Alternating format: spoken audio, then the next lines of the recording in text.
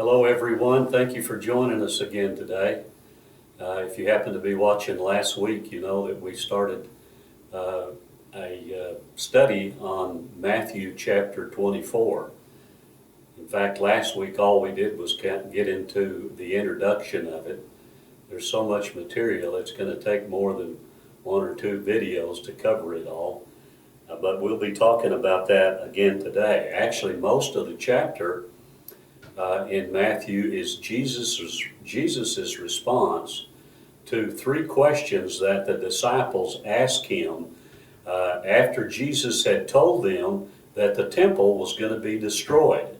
Now, the reason Jesus said that was that the disciples had pointed out the temple to him and the buildings of the temple. You can read that in the first verse or two. And the temple I've read, it was just a magnificent structure. In fact, it was just, it was actually plated in gold. I've read that. And when the sun hit it, it would shine. And it was just an incredible building. But Jesus had told them that the destruction, that the temple was going to be destroyed. In fact, he said that it would be so complete that there wouldn't be one stone that would be left upon another. And we know that this happened by studying history. Actually, in around 38 years later, after Jesus had said that, in 70 A.D., the Romans destroyed the temple. And also they destroyed Jerusalem itself, and that was under Titus. But we need to remember that you could actually go in and watch. In fact, I did this. I watched a reenactment. You can pull this up on YouTube and watch a reenactment of this battle, the battle for Jerusalem and the temple. And now it's animated, but it's still really, really interesting. And it just shows that what a terrific battle it was. We kind of picture in our mind that the Romans just went in there and they just cleaned house and took care of them right away, and that was not the case. In fact, the Jews were a formidable foe. In fact, they inflicted an enormous amount of casualties upon the Romans. And it took a long time, but finally the Romans were able to conquer the city. And some have said that Titus didn't really want the temple to be burned. Now, whether that's true or not, I don't know.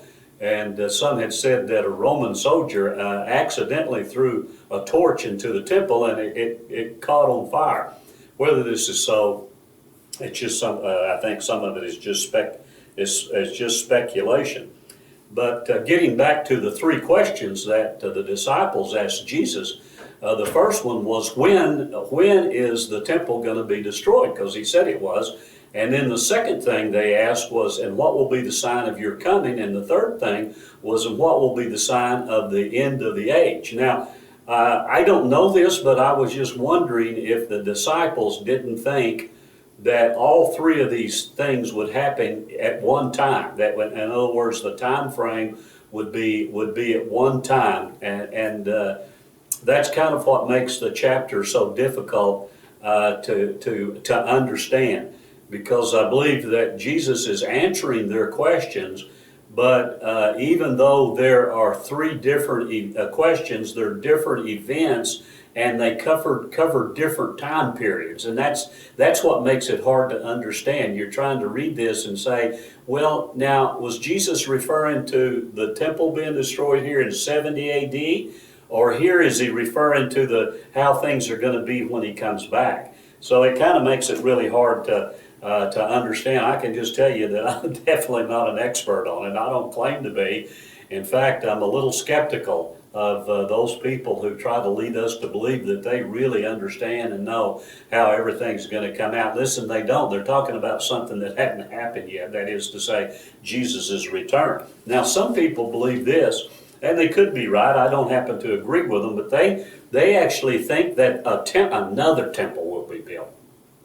And when that temple is built, that will be the key to Jesus' coming. And all of these things in Matthew 24 will be fulfilled when that temple is destroyed. Now, that could happen. I don't particularly think it's going to happen, even though there are people that get on the internet and on YouTube, make videos and say they're already starting construction of the temple. I don't think that's happening. But Jesus, he's responding in Matthew 24 to the questions that the disciples had asked him. Now he begins the very first verses. He's talking to them about. He kind of giving them a warning. In fact, several of these verses are a warning. And he says to them, he says, "Take heed that no one deceives you, for many will come in my name, saying, I am the Christ, and will deceive many." So he warns them about being deceived.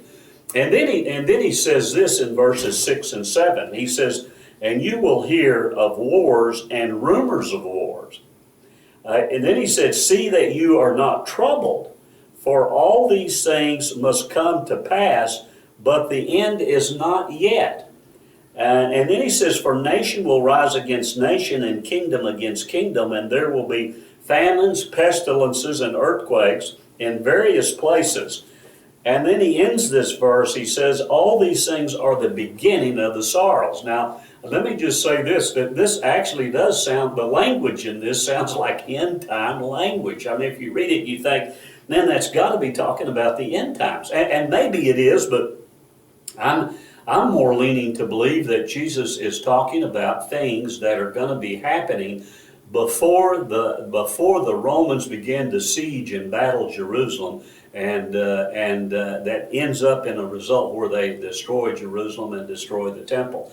So I think that Jesus is actually giving the disciples a warning about what will happen before these things happen. Because notice this, he says, now listen, he says, "And you will hear of wars and rumors of wars."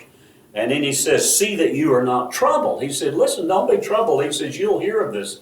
Now, I want to mention this, that the Romans were actually in war with the Jews in different parts of Palestine. It wasn't until they got into Jerusalem. So there were already wars and battles going on. And so Jesus mentions this, and he says, all of these things must come to pass.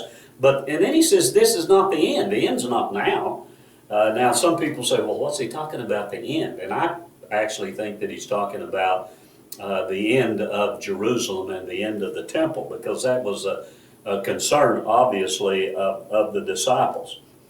So all of these things are mentioned. Now, you can read, and in fact, I have this book. It's a historical book by a Jewish historian named Flavius Josephus. It's a great book. It covers a lot of information, because Josephus was alive during this time. In fact, he was involved in this. And in one case, he was like an emissary for the Romans to go and talk to the Jews to try to get things reconciled. And he has a lot of information. And one of the things that he mentions that I think is really interesting, he actually mentions Jesus himself, and mentions that he was the Messiah, or he said he was crucified, and about his resurrection, and you can read that. But what I wanted to mention about the things that he said is that he gave a very graphic account of the war between the Jews and the Romans in regard to Jerusalem. In fact, it's just a horrific thing if you can read about it. In fact, I believe that it says that he went in when they had conquered. He went into the temple court and offered sacrifices to the Roman gods. And he did that right in the temple, right where they offered sacrifices to God. That's why Jesus said on down there, and you can read it on down, I think in verse 15, where he talks about the abomination of desolation. And I'll talk about that perhaps in another video. But in this war, the Romans were so mad and so angry that there was such resistance that when they finally broke through, they were killing everybody. They were killing children and the elderly, and just anybody that got in their way. In fact, Josephus said that there were 97,000 people that were led into slavery after this, and they were mostly young people. And the young men, they were put in the arenas to fight, and they were also sent into the Roman mines to work. So they were made slaves. Now the old people, they just killed the old people. And then he said that there were over 1,100,000 people that were killed. Now imagine that. They had to walk over bodies. They were stacked up so high. And so this was an amazing thing. And some of them died by famine. They even resulted in cannibalism. Now they had grain stored in the city. And this was before the battle happened. But before the Romans came, there were actually fighting going on between factions within the Jews. And one of the factions that were fighting another faction set on fire the grain storage, and they burned up all their food. And that's why they had such a horrible time fighting the Romans. If they had had that grain, there's no telling how the battle would have turned out. But there were people dying of starvation. So what I wanted to mention is that Jesus prophesied this around 40 years before it ever happened. And he was actually warning them in this prophecy what to do before that happened. In fact, he said, you'll kind of see these signs. And I wanted to read just a little bit about what he said. He says this, then let those who are in Judea flee to the mountains. Let him who is on the housetop not go down and take anything out of his house, and let him who is in the field not go back for his clothes. But woe to those who are pregnant and to those who are nursing babies in those days. And it goes on to talk about how terrific it'll be. Now, why am I mentioning this? Because Jesus warned people decades before this event happened. And if they would have been reading that and understanding and following that prophecy, then they could have, listen, a lot of them could have been spared. They could have saved their life. It's sad that they didn't read and follow Jesus' prediction of this. So we're kind of out of time now, but I'm still kind of getting into the beginning of this, but we'll get into more of it next time and talk a little bit more about what parts maybe are referring to Jesus' second coming. Usually that's what people are really interested in, but I think it's important to understand what happened in 70 AD. So listen, thank you again for joining us today. I hope you have a really good week this week, and I hope that you get in there and read chapter 24 of Matthew. Also read Mark 13 and Luke 21, because all of those are talking about the same subject. It'll give you a better understanding. I hope it's been helpful, and I hope you join us again.